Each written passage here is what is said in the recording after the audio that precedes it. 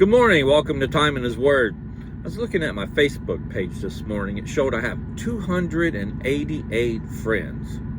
I didn't know I knew 288 people. And I know some of them are on there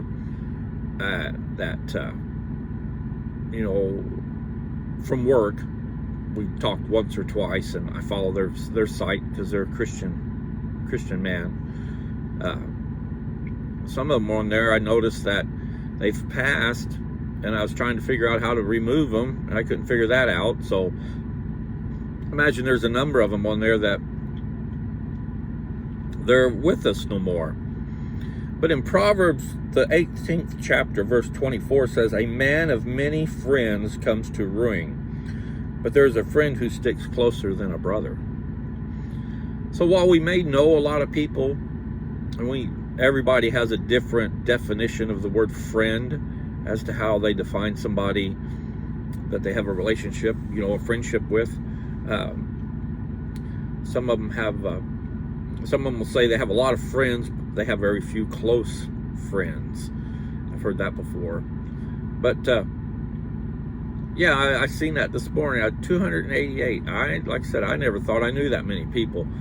But then, we follow one for one reason or another, and before you know it, there's a whole bunch of them there. But there's only a handful that I actually talk to, be it in person or in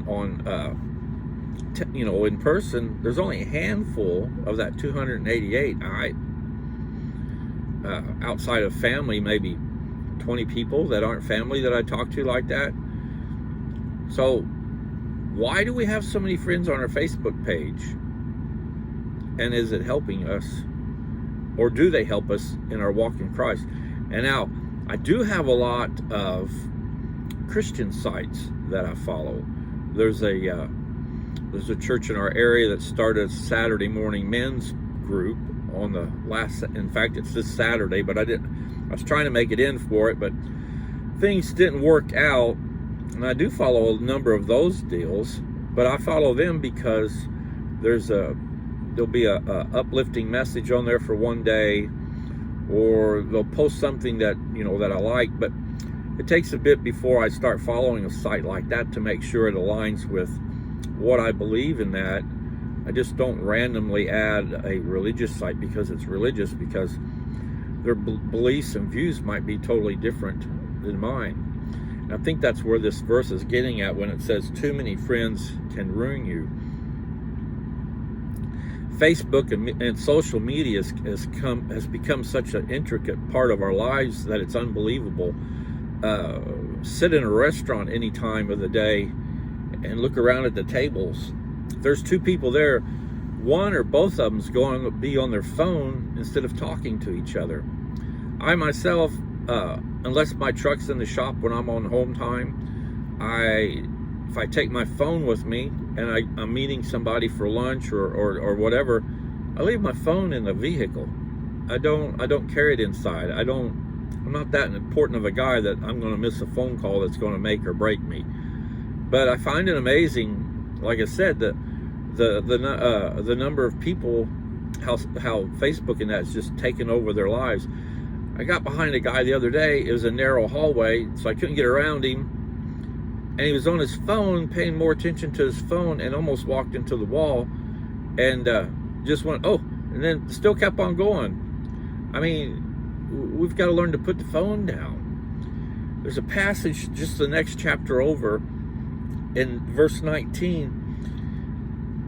It says, "Many plans are in a man's heart, but the counsel of the Lord will stand."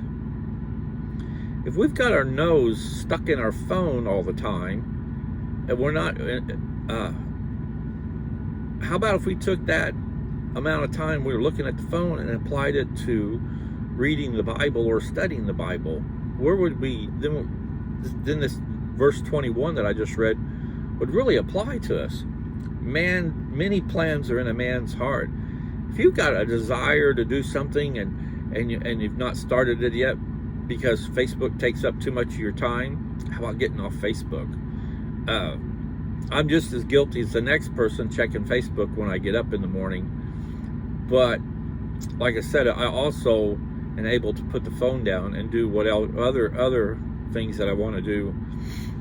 So I guess what it boils down to is we need to learn to prioritize the amount of time we spend on social media, just like we allow, some parents won't allow their kids but X number of hours per day, per week, or per month on Facebook and that. We as adults, we might ought to start trying to do a little bit of that and learn to visit with people. It's very, like I said, when I look around at a restaurant, especially when it looks like it's a married couple, and instead of engaging in conversation, they're both have their nose in the phone, and it doesn't look very entertaining or very much fun. Yeah, granted, it's hard to carry conversation at times, but making idle talk is a whole lot better than just sitting at the table not talking to each other and got your nose in the phone. Maybe I'm harping too much on that this morning, but it's just something that I see, and it affects me as well as everybody, because social media is great in a lot of different areas, but at the same time, it's come to control our lives. Too many friends comes to ruin, but there's a friend who sticks closer than a brother. Are you following that friend that sticks closer to a brother, or are you spending more time doing things that don't help you grow and be able to follow that friend who's closer than a brother?